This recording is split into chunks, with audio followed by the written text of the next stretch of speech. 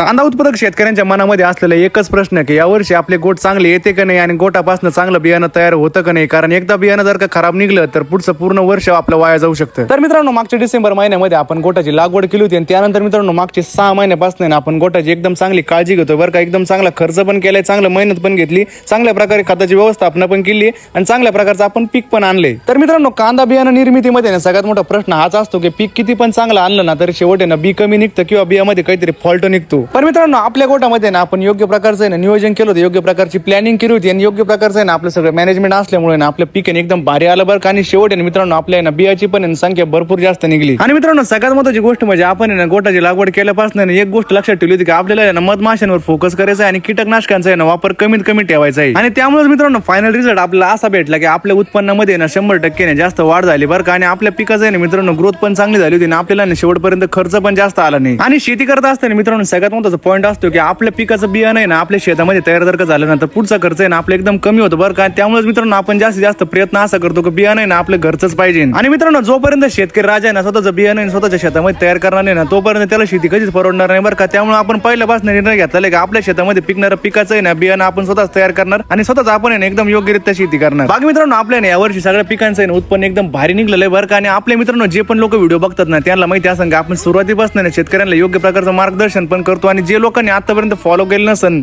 लवकर फॉलो करून घ्या.